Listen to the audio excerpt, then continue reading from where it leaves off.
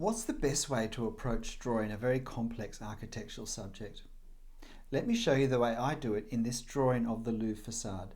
Now, using a 4x4 grid on my photo and my paper, I've already plotted a detailed pencil outline. I always draw the closest objects first so that I know where to stop the lines behind. These grand buildings have lots and lots of repeated architectural elements, and it's very important to align them and have them all looking the same and have them all lined up exactly. Here I start with all the columns, and doing them one after the other across helps me keep all the verticals nice and vertical. I then do the perspective lines with the bases, the capitals, the little capping parts of the columns, and all the other elements that line up at this point on these very strong horizontals. And by working along the perspective, I really nail the perspective with all these elements. And then we move up the building. Even with the statues, it's important with the heads. I've realized that as the statues get larger, to make sure each head, small as it is, gets slowly larger as the statues get closer to us. Even with things also like these pediments, I make sure I draw them the same way, even in the same line order, because the order in which we draw a line, the direction in which we draw it, affects how it looks. Again, it's back and forth, back and forth, back and forth, following the perspective lines. When doing windows that have struts that support the pane of glass, it's particularly important with those window struts to follow the one perspective line right down the row of windows. I find it's the only way to get them lined up properly. And if they're not correct, it really stands out. Then we have the decorative roof on the Richelieu Pavilion. Be careful with these curves. Always position the paper and your hand to make it easiest to do a good job. With these female columns, the caryatids that support the pediment, I don't go across, I draw them down because each of those groups of female statues is quite different, and I want to capture the feel of each position. Then we have the statues in the pediment, and now I'm really just now working down the front in the same way I worked up the other side. But again, paying attention to align things that are directly under each other.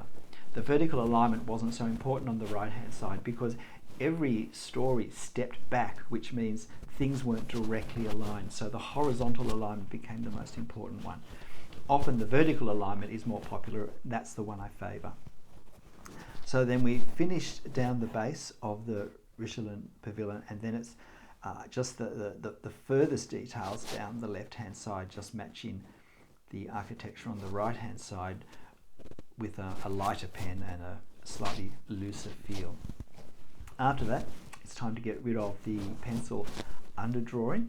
So I erase all of that, and then it's time for us to consider the tone work. I always put the darkest tone first. It's really important with tone to establish the extreme limit of the tonal range, because we read tone off other tone. And I'm using tone for shade, for shadow, and for local color. And I do intend to produce another video talking about those things and how to effectively represent them in tone.